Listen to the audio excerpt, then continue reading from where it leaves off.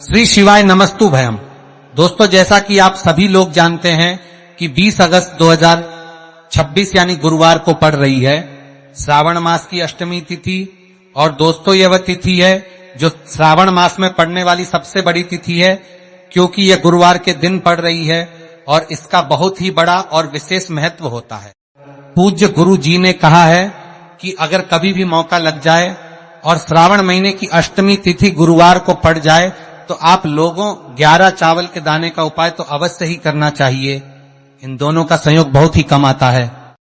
इसी के साथ में गुरु जी ने अपने शिव पुराण कथा में बताया है कि इस दिन आपको 11 चावल दाने का उपाय तो आपको अवश्य ही करना चाहिए, क्योंकि ऐसा दिन पूरे साल में सिर्फ एक ही बार आता है। और दोस्तों, आप सभी लोग जानते हो कि गुरुवार अष्टमी तिथि का अगर सबसे बड़ा कोई उपाय तो वह 11 चावल के दाने वाला उपाय। तो दोस्तों, इस गुरुवार अष्टमी तिथि के दिन आप लोगों को इस 11 चावल दाने वाले उपाय को जरूर करना है। बहुत सारे लोग होंगे जिन लोगों ने इस उपाय को ना किया हो, मतलब पूरा साल निकल गया, उन्होंने किसी भी दिन इस 11 चावल के दाने वाले उपाय को ना किया हो। पर दोस्तों, आपके पास एक आखिरी मौका बचा हुआ है, जो कि 20 अगस्त गुरुवार अष्टमी तिथि के दिन है। तो इस दिन आप लोगों को इस वाले उपाय को जरूर कर लेना है। भले ही आप पूरे महीने भर इस उपाय को ना किया हो, पर अगर आपने इस श्रावण महीने की अष्टमी तिथि के दिन अगर इस वाले उपाय को कर लिया तो आपको इस उपाय को करने का वह फल मिलेगा जिसकी आपने कभी कल्पना भी नहीं करी होगी। इसीलिए आप लोग इस वाले उपाय को एक बार जरूर कर लेना है, ताकि आप लोगों के हाथ से यह मौका ना जा सके और आपको इस उपाय को करने का फल मिल सके। दोस्तों, यह उपाय पंडित जी ने अपनी अभी की ही श्री शिव महापुराण की कथा में बताया है। जी, इस उपाय को आज हम आपको बहुत अच्छे से समझाने वाले हैं। इस वीडियो को देखने के बाद इस उपाय को समझने के लिए आपको कोई और वीडियो को देखने की जरूरत नहीं पड़ेगी। तो चलिए दोस्तों, उपाय को शुरू करते हैं। देखिए, यह इस श्रावण महीने के गुरुवार अष्टमी तिथि के दिन यह इतना खास होता है, इतना महत्वपूर्ण होता है, देखा गया है। कभी कभी बड़े बड़े पूजा पाठ अनुष्ठान से जो मनोकामना पूर्ण नहीं होते, वह श्रावण महीने के गुरुवार अष्टमी तिथि के दिन एक छोटे से उपाय करने से ही आपकी मनोकामना पूर्ण हो जाती है। और बहुत सारे लोग इस उपाय को किया भी है और उनको इस उपाय को करने का फल भी जरूर मिला है। अगर आप लोग भी इस उपाय को करना चाहते हैं तो आप इस उपाय को पहले अच्छे से समझ लेना, सुन लेना, उसके बाद करना। आपको इस उपाय का फल जरूर मिलेगा। और इस उपाय को कर लेने से आपके घर में चाहे किसी भी प्रकार की दोहक और समस्या क्यों ना चल रही हो, आपको उसका कारण भी नहीं पता है कि भाई यह समस्या किसका कारण से चल रही है, उसका भी कुछ कारण हो सकता है। जैसे पितृदोष हो सकता है या किसी भी तरह का मंगल दोष भी हो सकता है। तो इस दिन आप लोगों को यह वाला उपाय करने लेना है। यह एक ऐसा उपाय है जिस उपाय को अगर किसी विशेष दिन पर किया जाए तो भाई उस विशेष दिन का जो है वो तो हमें मिलता ही मिलता है, पर हमने उस दिन पर इस उपाय को किया है तो हमें उससे भी बड़ा फल मिलता है, और फल बहुत जल्दी मिलता है, क्योंकि आप इस उपाय को बहुत ही बड़े और विशेष पर कर रहे हो। तो चलिए अब उपाय के बारे में बात करते हैं। लेकिन उससे पहले आप लोगों को यह जानना आवश्यक है कि आखिर यह उपाय किस समय करना है, किसको करना है और कैसे करना है। तो चलिए हम आगे आपको वीडियो में एक एक करके बता रहे, तो कोई ना के लिए आपको देखने को मिलेगा देते हैं। लेकिन उससे पहले अगर आप लोग हमारे चैनल पर पहली बार आए हैं या फिर मेरी आवाज आज पहली बार सुन रहे हैं, तो हमारे सनातन वाणी उपाय चैनल को सब्सक्राइब जरूर कर लेना और इस वीडियो को करके कमेंट बॉक्स में श्री शिवाय नमस्तुभयम ओम नमः शिवाय जरूर टाइप कर देना। तो दोस्तों, इस 11 चावल के दाने वाले उपाय को हमें इस गुरुवार अष्टमी तिथि के दिन कैसे करना है, किसको करना है, किस समय करना है और कहां पर करना है, ये सारे सवालों के जवाब आपको इस वीडियो में मिल जाएंगे। और जो यह वीडियो देखिएगा भाई, उसको 11 चावल के दाने वाला उपाय जरूर करना चाहिए, क्योंकि इस दिन एक चावल के दाने का बहुत ही बड़ा और विशेष महत्व होता है। और जब बात आ जाए 11 चावल के दाने की, तो यह सोने पर सुहागा वाली बात हो जाती है और यह एक बहुत ही बड़ा उपाय हो जाता है इस गुरुवार अष्टमी तिथि का। तो अब दोस्तों इस 11 चावल के दाने वाले उपाय को आखिर करना किसको है, सबसे पहले हम लोग वो बात जान लेते हैं। तो देखो, घर की जो बड़ी माताएं बहनें होती हैं, उन माताओं बहनों में से कोई भी एक बड़ी माता बहन इस वाले उपाय कर सकती है। और दोस्तों, अगर आप चाहें तो अपने घर में से सभी सदस्यों को भी इस उपाय को करवा सकते हैं। अगर किसी व्यक्ति की खुद की कोई मनोकामना है, खुद की कोई दुख और परेशानी है जो कि वह अपने लिए ही करना चाहता है इस वाले उपाय को, तो वह खुद अपने लिए भी कर सकता है। बाकी अगर कोई घर में से ऐसा है जो कि अपने पूरे घर परिवार की सुख और शांति के लिए यह वाला उपाय करना चाहता है, तो भाई वह भी कर सकता है, उसमें भी कोई दिक्कत वाली नहीं है। कहने का मतलब यह है कि इस उपाय को हर एक सदस्य भी कर सकता है और पूरे घर परिवार के सदस्य के लिए घर की बड़ी माताओं बहनों में से कोई एक माता बहन भी कर सकती है। माताएं बहनें अगर घर में उपस्थित ना हो या वो यह वाला उपाय ना कर पा रही हो, तो फिर घर का कोई बड़ा सदस्य भी इस 11 चावल के दाने वाले उपाय को कर सकता है, चाहे फिर वो पुरुष ही क्यों ना हो, उसमें कोई भी दिक्कत वाली बात नहीं है। अब दोस्तों, इस 11 चावल के दाने वाले उपाय को हमें करना कहां पर है? हमें इसे शिव जी के मंदिर में जाकर करना है। बहुत सारे लोग प्रश्न करते हैं, हर एक उपाय को करते समय क्या हम इस उपाय को घर पर कर सकते हैं? तो इस वाले उपाय को आप घर पर नहीं कर सकते हो। इस वाले उपाय को करने के लिए आपको शिव जी के मंदिर ही जाना पड़ेगा। उसके बाद में दोस्तों, जो अगला प्रश्न निकल कर आता है वो यह आता है, इस उपाय को लेकर के आखिर इस उपाय को हमें किस समय करना है? सुबह के समय करना है कि शाम के समय करना है? तो देखो, इस वाले उपाय को आप लोग सुबह के समय भी कर सकते हो और शाम के समय प्रदोष काल में भी कर सकते हो। अब अगर आप पूछो कि भाई सबसे उत्तम समय कौन सा रहेगा इस 31 चावल के दाने वाले उपाय को करने का, तो हम आपसे बस यही कहेंगे कि इस उपाय को आप सुबह के समय करेंगे तो ज्यादा बेहतर होगा। बाकी अगर प्रदोष काल शाम के समय भी करेंगे तो भी अच्छा होगा, उसमें कोई भी दिक्कत वाली बात नहीं है। तो अब दोस्तों, अगली सबसे बड़ी और महत्वपूर्ण बात आती है, वह ये आती है कि सुबह अगर हम उपाय को करेंगे तो हमें कितने बजे से लेकर कितने बजे तक के बीच में करना है, और शाम के समय प्रदोष काल में करेंगे तो हमें कितने बजे से लेकर कितने बजे के बीच में करना है।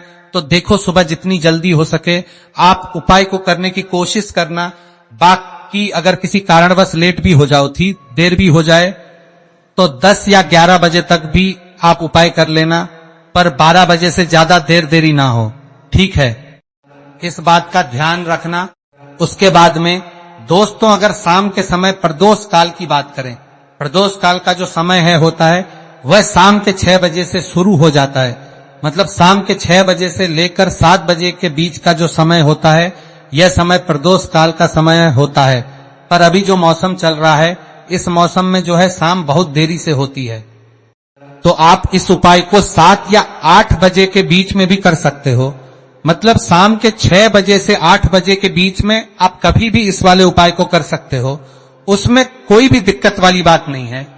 अब दोस्तों, यहां पर इस उपाय को लेकर एक और सबसे बड़ी बात यह निकल कर आती है कि इस 11 चावल के दानों को हमें लेना कहां से होता है, और हमें इस उपाय को करने के साथ में क्या और कुछ भी सामग्री ऐसी होती है जो शिव जी के मंदिर लेकर जानी पड़ रही है। तो देखो, यहां पर हम आपको बता दें, सबसे पहले आप लोग यह जान लो कि यह जो 11 चावल के दाने वाला उपाय है, सिर्फ और सिर्फ आप उपाय की सामग्री लेकर कभी भी शिव जी के मंदिर मत जाना, क्योंकि हमें भगवान के सामने यह नहीं दर्शाना है कि अगर हम भगवान शिव जी के मंदिर आए हैं तो अपने फायदे के लिए आए हैं।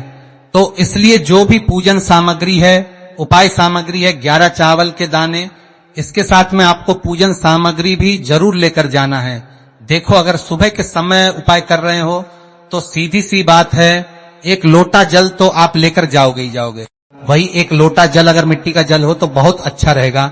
मिट्टी का जल कैसे बनाता है, इसके लिए हमने पहले से बहुत सारी वीडियोस बना दी है आपके पास। इस दिन एक आखिरी मौका रहेगा मिट्टी का जल शिव जी पर चढ़ने का और उपाय को करने का, बहुत बड़ा आपको इस दिन फल मिलेगा। तो इसीलिए इस दिन हो सके तो भाई मिट्टी का जल चढ़ाना, तो अपने साथ में कम से कम 1 लोटा जल तो तो आपको लेकर जाना ही जाना है। अगर मिट्टी का जल नहीं है तो घर का जल भी आप इस्तेमाल कर सकते हो। इसके अलावा जो भी पूजन सामग्री है, देखो 11 के दाने अलग आपके रहेंगे और जो आपकी पूजन सामग्री रहेगी वो अलग रहेगी। पूजन सामग्री में आप जो भी चीज लेकर जाना चाहे वो लेकर जा सकते हैं। एक बेल पत्र भी लेकर जा सकते हैं, उसमें कोई भी दिक्कत वाली बात नहीं है। वहीं अगर हम बात करें शाम के समय की, तो शाम के समय शिव जी पर जल नहीं चढ़ता है, इसीलिए शाम के समय आप लोग एक दीपक तैयार कर लें जो कि गोल तीखा आटे का, शुद्ध देसी गाय का घी का होगा, है ना। इस बात का आप लोगों को ध्यान रखना है और इस दीपक को आपको घर से जलाकर नहीं लेकर जाना है, भगवान शिव जी के मंदिर में जाकर ही जलाना। इस बात का भी आप लोगों को ध्यान रखना है। अब दोस्तों, यहां पर हमें इस बात को समझना है कि ये 11 चावल के दाने हमें लेना कहां से है। क्या हमें दुकान से लेकर आना है या हमें अपने घर से लेना है या कहां से लेकर आना है, और कौन से चावल लेना है, क्योंकि चावल भी बहुत प्रकार के होते हैं। तो देखो, इन सभी सवालों के जवाब आप लोग एक बात में सुन लो कि भाई जो उपाय है, इस उपाय में आपको ये नहीं देखना है कि भाई कौन से चावल है कौन से चावल नहीं है। बस जो भी चावल ले रहे हो वो चावल का दाना सबूत होना चाहिए, मतलब साबुत होना चाहिए, टूटा हुआ नहीं होना चाहिए, कटा पीटा नहीं होना चाहिए। यह बात आपको ध्यान रखना है। बाकी आपका चावल बासमती हो या सादा चावल हो या कोई सा भी चावल हो, उसमें कोई भी दिक्कत वाली बात नहीं है। तो सीधी सी बात है कि आपके घर के रसोई घर में जहां पर आप बनाते हो, वहां पर जो भी चावल आपके उपस्थित हो, उन चावलों में से अपनी एक कटोरी भर लेना या एक मुट्ठी चावल अलग से निकाल कर रख लेना, क्योंकि हम 11 चावल ही यहां पर इस उपाय में लेने वाले हैं, तो हमें ये चावल के दाने गिनकर निकालने पड़ेंगे। इस बात का आप लोगों को ध्यान रखना है। तो अपने उस चावल की कटोरी में से या चावल में से 11 ऐसे चावल के दाने आप लोग निकाल लो जो कि टूटे हुए ना हो, कटे पीटे ना हो, कोई दाग ना लगा हुआ हो, है ना। अच्छे साबुत चावल के दाने 11 दाने आप लोग निकाल कर रख लो और इन्हें किसी भी एक कागज की पुड़िया में या किसी एक छोटी सी कटोरी में आप लोग रख लो, ताकि यह सुरक्षित रहे। आपके एक भी चावल का दाना इधर उधर ना हो और आपका उपाय भी पूरा अच्छे से हो जाए। तो भाई, जैसे ही आपका उपाय की जो सामग्री है 11 चावल के दाने ये तैयार हो जाते हैं, उसके बाद में आपको जो भी अपनी पूजन सामग्री है, सुबह समय कर रहे हो तो 1 लोटा जल और 1 बेलपत्र या पूजन सामग्री जो लेकर जाना चाहो उसकी भी तैयारी कर लेना। और शाम के समय जा रहे हो तो भाई अपना जो दीपक है उसे तैयार कर लेना, ठीक है। और उपाय को करते समय शुद्धता का विशेष रूप से ध्यान रखना, ठीक है। सुबह सुबह स्नान करने के बाद ही उनको करने की आप लोग तैयारी करना। उसके बाद अगर शाम के समय की बात करें तो शाम के समय आपको स्नान करने की जरूरत नहीं है, पर शुद्धता ध्यान रखना है। आपको स्नान तो उनको नहीं करेंगे, आप हाथ मुंह धोकर भी इस वाले उपाय को शाम के समय प्रदोष काल में कर सकते हैं, इसमें कोई दिक्कत वाली बात नहीं है। तो आप अपने उपाय की पूरी सामग्री तैयार करके आपके पास ही में जो आपका शिव मंदिर हो वहां पर पहुंच जाइए। सबसे पहले शिव मंदिर में जाकर आप लोगों को उपाय नहीं करना है, पहले भगवान के दर्शन करना है, भगवान से आशीर्वाद प्राप्त करना है। फिर शिव जी की शिवलिंग के पास में आना है। शिवलिंग के पास में आने के बाद जो पूजन सामग्री लेकर आए हुए हैं, जैसे कि सुबह गए हुए होंगे तो एक लोटा जल और जो भी पूजन सामग्री लेकर आए हैं आप उनसे भगवान शिव जी की पूजन कीजिए। सबसे पहले तो एक लोटा जल ही चढ़ेगा, फिर आपको एक बेलपत्र श्री शिवाय नमस्तु भयम का जाप करते हुए शिवलिंग पर चढ़ा देना है। उसके बाद में आपकी पूजन सामग्री चढ़ेगी। उसके बाद में अगर दोस्तों शाम के समय अगर आप इस उपाय को कर रहे हो तो अपने साथ कम से कम एक जो दीपक है गोल बाती का जो आप अपने साथ में लेकर गए हो, उस दीपक को मंदिर में जाकर अपनी माचिस से जलाना है और उस दीपक को शिवलिंग के पास में रखना है, ठीक है। इस दीपक को रखने के बाद ही आप लोगों को अपना ये वाला उपाय शुरू करना है और दीपक को ज्यादा पास में मत रखना, वैसे भी गर्मी पड़ रही है, भगवान शिव जी को आंच नहीं लगनी चाहिए, है ना। तो भाई जैसे ही आपकी पूजा अर्चना हो जाती है आप भगवान शिव जी को प्रसन्न कर लेते हैं। उसके बाद शिवलिंग के पास ही में आप कहीं पर बैठ जाइए, सामने या आसपास जिस जगह पर आपको बैठना हो वहां पर बैठ जाइए और अपने वहां एक एक चावल के दाने अपने सामने निकाल कर रख लीजिए, क्योंकि अब यहां पर उपाय को यहां पर करने की आपको तैयारी करना है। और इस तरीके से जब आप उपाय करेंगे, पूजन सामग्री करने के बाद, पूजन अर्चना करने के बाद, तो आपको उपाय का फल बहुत जल्दी और बहुत होकर मिलेगा। तो अपने चावल के अपने सामने निकाल कर रख लेना, और यह जो उपाय है आपकी सीधे हाथ की हथेली से होगा, इसलिए इस बात का भी विशेष रूप से ध्यान रखना है। तो सीधे हाथ की हथेली का प्रयोग करके ही आप लोग अपना इस वाले उपाय को करना। अपने सामने जो भी आपके कागज की पुड़िया है उसको खोल कर रख लो, या कटोरी है तो भाई उसे अपने सामने रख लो और अपने वो 11 चावल के दाने निकाल लो, ठीक है। उसके बाद में दोस्तों अब आपको क्या करना है कि शिवलिंग आपके सामने होगी, तो आपने वो एक एक चावल के दाने एक एक करके जहां पर आपने बेलपत्र चढ़ाए हैं, आपको शिव जी के शिवलिंग के ऊपर चढ़ाना है। कहां पर चढ़ाना है? शिवलिंग के ऊपर चढ़ाना है, और कहीं पर भी नहीं चढ़ाना है, आपको अपने हथेली से तो शिवलिंग के ऊपर चढ़ाना है। भले ही फिर वो अपने आप जलाधारी पर गिर जाए, ये मतलब वहीं पर गिर जाए, उसमें कोई दिक्कत वाली बात नहीं है, पर आप चढ़ाओ शिवलिंग के ऊपर। तो आपको क्या करना है? अपना पहला चावल का दाना उठाना है, श्री शिवाय नमस्तु भयम बोलना है और शिवलिंग पर चढ़ देना है। इसी तरीके दूसरा चावल का दाना उठा है, शिवलिंग पर चढ़ना है और मंत्र बोल देना है, और फिर तीसरा चावल का दाना उठाना है, श्री शिवाय नमस्तु भयम बोलना है और चढ़ देना है। इसी प्रकार से आपको पूरे 11 चावल के दाने एक एक करके शिव जी के शिवलिंग के ऊपर चढ़ाना है और भगवान से प्रार्थना करते जाना है। मतलब प्रार्थना तो आपको आखिरी में करना है, पर हर एक चावल के दाने को चढ़ाते समय श्री शिवाय नमस्तु भयम जरूर बोलना है। उसके ही में ये चावल का दाना शिवलिंग के ऊपर आपको चढ़ाना है। जैसे ही आपके 11 चावल के दाने शिवलिंग के ऊपर चढ़ते हैं, तो भाई उसके बाद में आपको क्या करना है? भगवान से अपनी मनोकामना बोलना है। मनोकामना भी कब बोलना है?